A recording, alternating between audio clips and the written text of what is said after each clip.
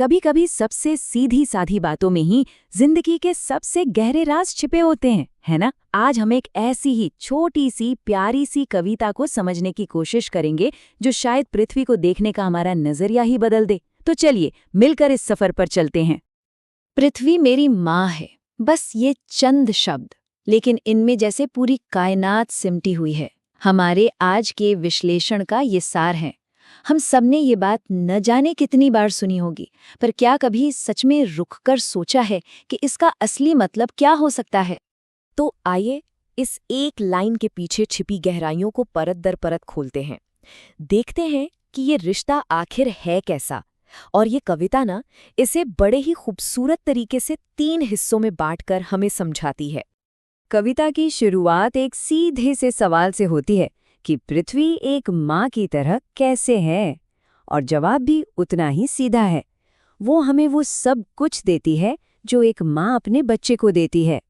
यानी सबसे पहले तो ये रिश्ता हमारी बुनियादी ज़रूरतों से जुड़ा है।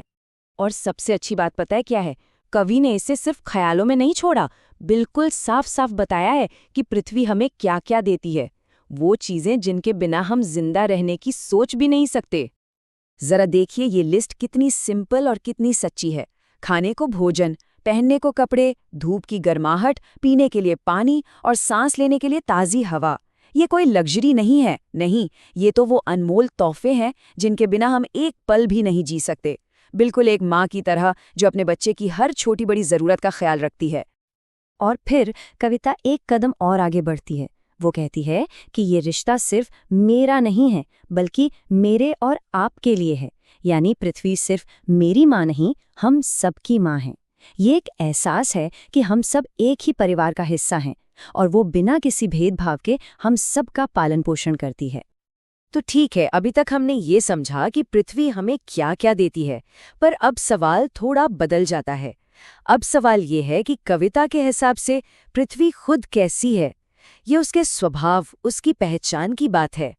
यहाँ एक बहुत ही खूबसूरत बैलेंस है ना? एक तरफ नरमी है तो दूसरी तरफ मजबूती। ये हमें बताता है कि असली ताकत हमेशा सख्त होने में नहीं होती, और कोमलता का मतलब कमजोरी बिल्कुल नहीं होता।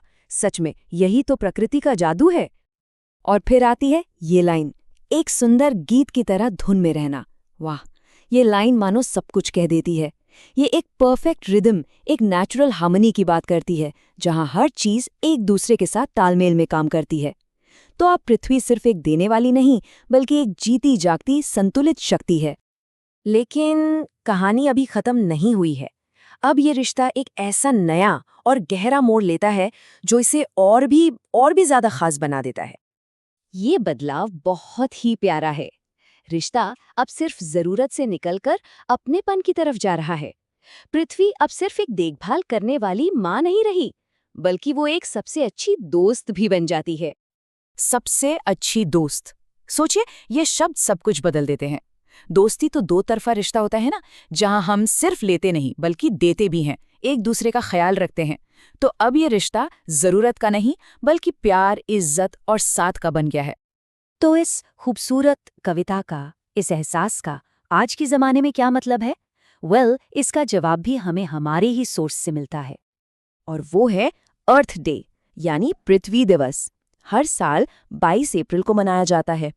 ये दिन एक मौका है उसी प्यार, उसी सम्मान को दिखाने का जिसकी बात ये कविता कर रही है। कह सकते हैं कि ये हमारी दोस्ती निभाने का एक दिन है। तो आखिर में ये सवाल हम सबके लिए है। अगर पृथ्वी सच में हमारी माँ है, हमारी दोस्त है, तो फिर प्रकृति के इस खूबसूरत संगीत में हमारी भूमिका क्या है? हमारा सुर क्या है? क्या हम बस खामोशी से सब देख रहे हैं, या हम भी इस धुन को और सुरीला बनाने के लिए कुछ कर रहे हैं? सोचिएगा जरूर।